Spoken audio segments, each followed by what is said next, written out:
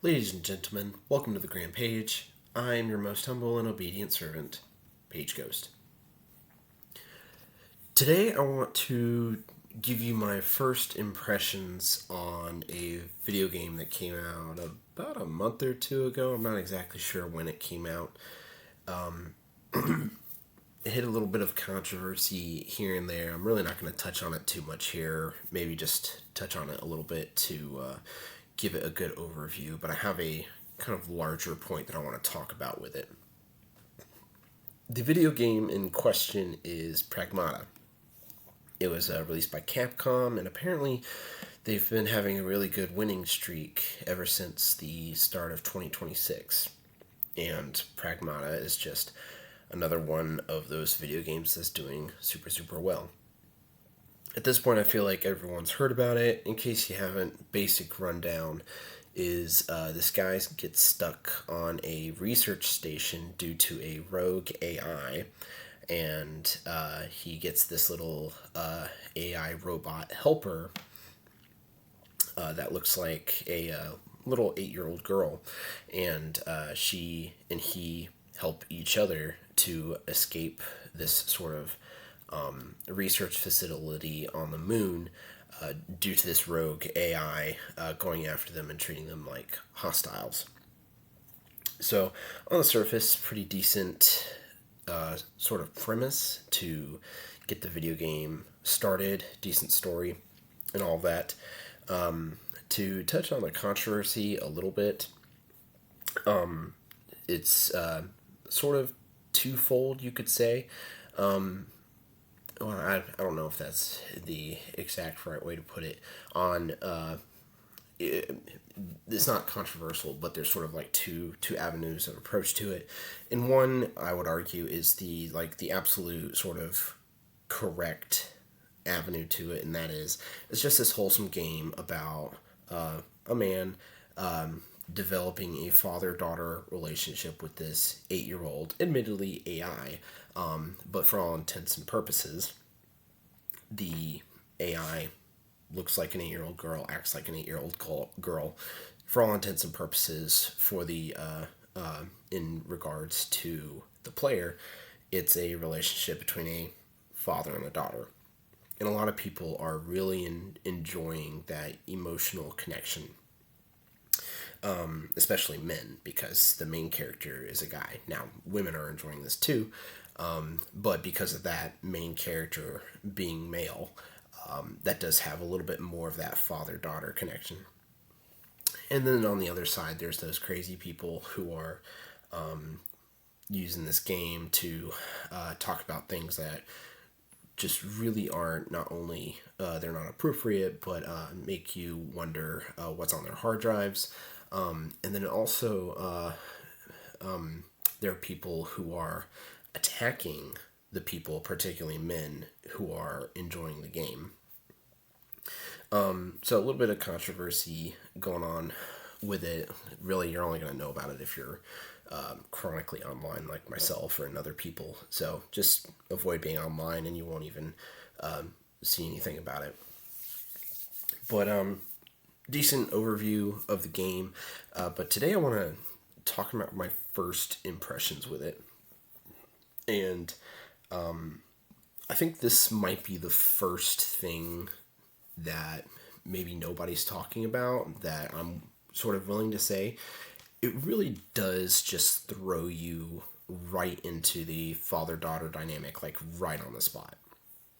And that can potentially be a little jarring. I'm talking like you get a few movement tutorials, and then the next second you have Diana, the 8-year-old AI bot. And so that can be a little jarring, just immediately throwing the player in. I see that in one of two ways. One, yeah, maybe they were a little lazy and they didn't want to develop it any further. Or two, it was more intentional. They wanted to get right into sort of the meat of the game, the real purposes of the game. Whatever the reasoning behind just throwing the player in and like 30, I'm talking like 30, probably 30 minutes, no longer than an hour into the game, you're already doing that father-daughter dynamic building. So why I say that it's really not a big deal from a narrative perspective is I have this sort of theory, position, whatever you want to call it, that a story can get away with the most from a narrative perspective in its exposition, in its beginning. Because from the start of a story, whether it be a video game, a book, a movie, whatever the case, the viewer, the audience, is most open to whatever is introduced at the beginning. And then once things start setting up, you have to you can't continuously introduce new things after that, because eventually those new things will contradict things that were set up before. And so it's that very beginning where like you can introduce a whole bunch of new things that won't contradict because they're just so novel to the story that is occurring. So it's not a huge critique, if it even is a critique. All I'm saying is you really do like adopt this kid very very early on. They really want to get into the meat of the game very very quickly. So that's one thing I wanted to point out. And then the second thing, and this is really more of what I wanted to discuss, is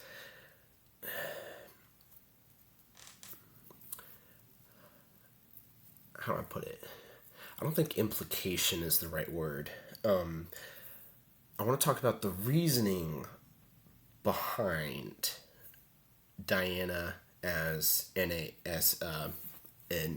depicted as an 8-year-old girl, and not from the creative aspect, like from the team, but more in the world of Pragmata. Why would someone in the world of Pragmata make an AI bot that looks like this little girl?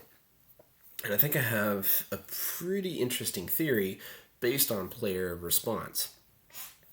So if you go to just about any short or video on Pragmata, and especially focusing on Diana, being cute and having fun with Hugh and stuff like that, Hugh being the main character that you play as in the game, anytime you see one of those videos, throughout the entire comment section almost, you constantly see things like must protect the small, or must protect the child, or Capcom, don't kill this child or I'll come after you, stuff like that. And it's comedic because people are having not like a visceral reaction, because it's also like part of the joke too, but people are having a very very strong reaction to having an emotional connection with this character of Diana. And everyone's almost universal on it of protect the small, protect the child, don't let anything happen to her. I've never felt such a strong instinct to protect something so small in my life, stuff like that.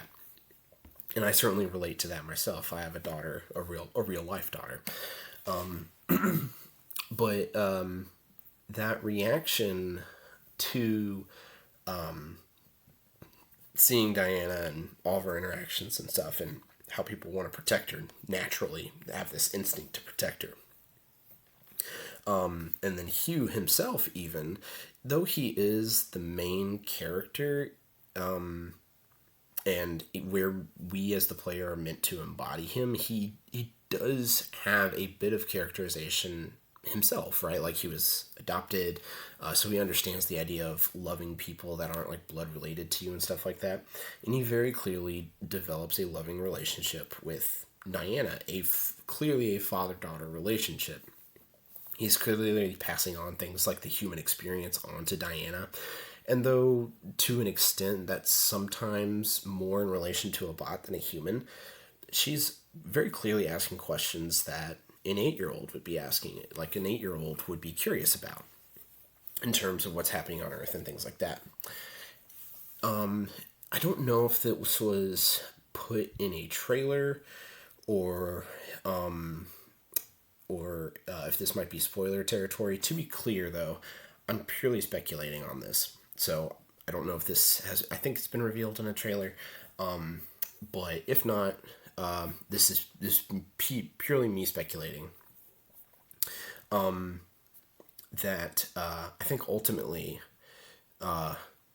Diana is somehow the key in stopping the rogue AI named Edis. She's the key to stopping this rogue AI. And the narrative implications of in world people saying we need to develop an AI that can stop this other AI in case things go bad. How do we develop that kind of AI? And someone in world said, make that AI bot an 8-year-old girl. Think about it. If you have a rogue AI and you need to stop it, and you develop something that can, that also means it needs to be protected at all costs. So why wouldn't you put this thing that needs to be protected at all costs, give it the visage, the facade, the illusion of something that people instinctually want to protect? Again, I don't know if it's explained in game. I don't know if I don't know if they explain it in game per se, and admittedly, it might be a bit of a stretch, but I don't think it's as far a stretch as people might think.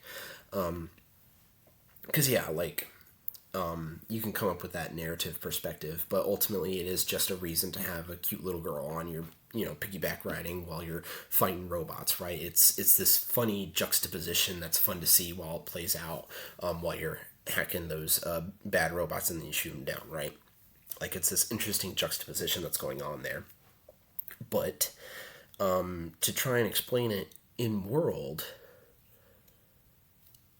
you turn the AI bot that needs to be protected at all costs into something that, or make it look like something that human beings would instinctually want to protect. Because for us, even as the player, you change Diana into just a robot, like even something like R2D2. Like, yeah, you might be sad, but like, are you going to protect R2D2 instinctually nearly as much as you're going to protect something like Diana? Because yeah, R2D2 is cute and all, but it is clearly a robot, clearly. Whereas Diana very clearly looks like an 8-year-old girl. Like, there's no confusion there. You have to be told that whatever, is a robot. So that's really all that I wanted to talk about, and I kind of wanted to put the topic out there to see. Hopefully, someone might comment or share it, and someone else will comment on it. Maybe it's already been explained, and I just don't know. But first impressions of the game. Bottom line, the intro really does just throw you in immediately to get into the meat of the game. But I just wanted to talk about the in-world reasons for making Diana an 8-year-old girl, and I think they're pretty interesting to discuss. So just wanted to put my thoughts out there and see if anybody else had any thoughts. With all that being said, I am your most humble and obedient servant, Page Ghost.